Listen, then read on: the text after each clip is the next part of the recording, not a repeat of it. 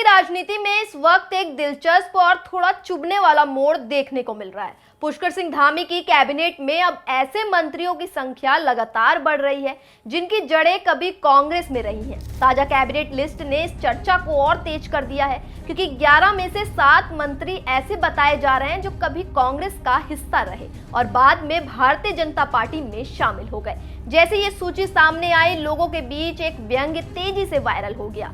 BJP Congress मुक्त होते होते कांग्रेस युक्त हो गई, यानी सत्ता भले बीजेपी की हो लेकिन सियासी डीएनए में कांग्रेस की छाप साफ नजर आ रही है। ऐसे में सवाल उठना लाजमी है कि क्या सालों से पार्टी के लिए मेहनत करने वाले कार्यकर्ता और विधायक इस जिम्मेदारी के लायक नहीं थे या फिर सियासत में एंट्री ही सबसे बड़ी योग्यता बन चुकी है।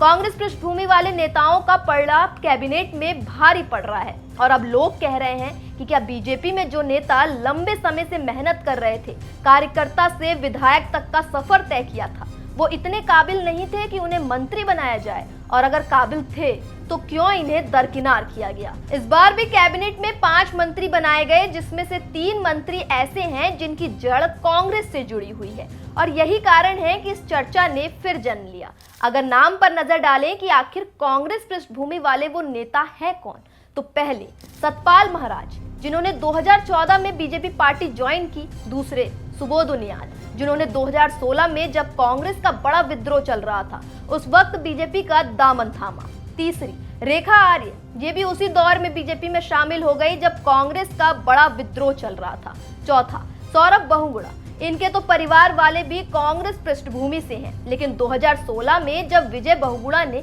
बीजेपी का दामन थामा तो ये अपने पिता की उंगली पकड़कर बीजेपी में आ गए। दरअसल ये वो 4 नाम हैं जो पहले से कैबिनेट में मंत्री थे। अब बात करते हैं उन 3 मंत्री की जिन्होंने आज ही मंत्री पद की शपथ ली। पहले राम सिंह खेड़ा 2017 में निर्दलीय चुनाव लड़े लेकिन उससे पहले कांग्रेस के नेताओं के साथ लंबी यात्रा रही। दूसरे भरत चौधरी 2017 से पहले बीजेपी में शामिल हो गए, 2017 में चुनाव लड़ा और 2022 में भी चुनाव जीते।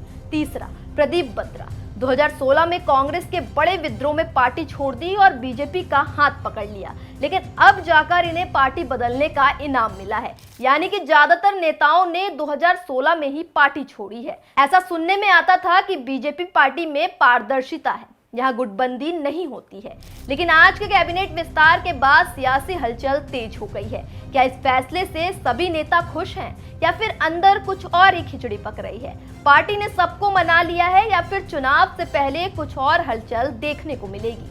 ऐसे में सवाल भी उठ रहा है कि क्या बीजेपी की कोई रणनीति है जिसमें दूसरी पार्टी से आने वालों को ज्यादा जल्दी मौके मिल जाते हैं जबकि पुराने कार्यकर्ताओं को इंतजार करना पड़ता है।